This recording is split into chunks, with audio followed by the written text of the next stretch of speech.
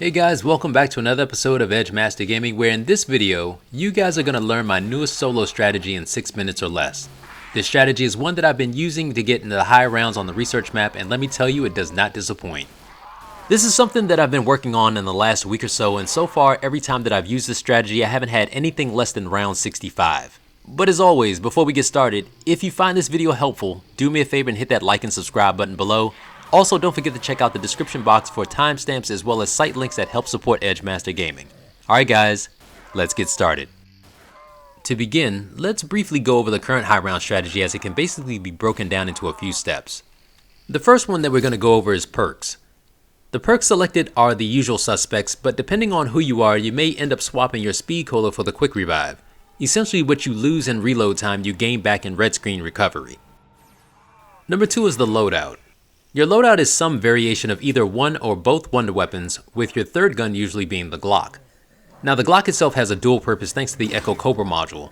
In the later rounds, the automatic firing is really useful when you receive an insta-kill. And the 15% speed boost helps you maneuver out of some tight situations, which leads us to number 3, and is what I really consider the heart and soul of this strategy. And that's training. You're required to know how to train in either the spawn or my personal favorite, the speed cola room. Simply put, if you want to get to higher rounds in this game, you need to know how to train. This is a must. Now the advantages with the original strategy, of course, is that because you're training in either room, the zombies will queue up faster. And also because of the 24 zombie limit, you can conserve ammo using your wonder weapons. If done correctly, depending on the weapon, it should only take between 1 to 4 shots.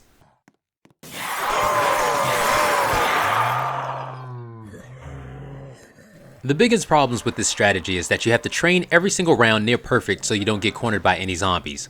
Also, it's possible to get stuck in the blast radius of the frostbite, which will freeze you and allow the zombies to attack you before you can escape. And the very minor issue is, of course, swapping that speed cola for quick revive. It makes the reload for wonder weapons take so long.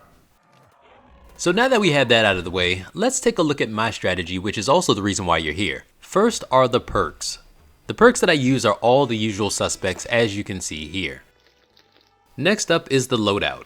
The loadout that I like to use are the wonder weapons along with the K1A. It's going to serve the same purpose as the Glock when it comes to insta-kill. The beauty of this gun is that we'll never have to reload since the module is going to do it for us.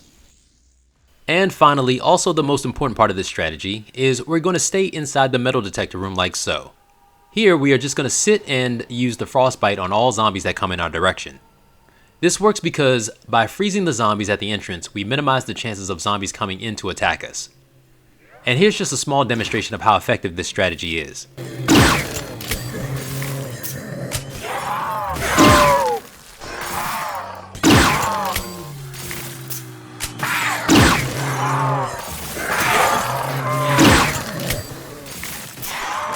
Now, of course, as you can see, this method does use quite a bit of frostbite ammunition. However, I guarantee that using this method, you will see many power-ups. They will fall either in or outside of the room like you see here.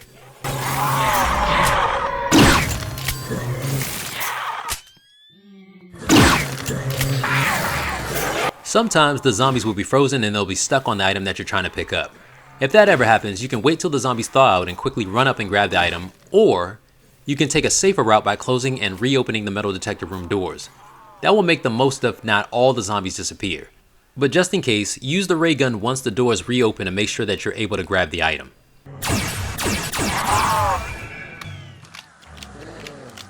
Max ammo. Now as you see, this strategy is pretty good, but there are 2 issues which kind of go hand in hand. Number 1 is, like I mentioned before, because this uses more ammo, you're eventually going to run out. Which brings me to my next point. Number 2, when this happens, I usually go into the speed cola room and train for a bit with the ray gun.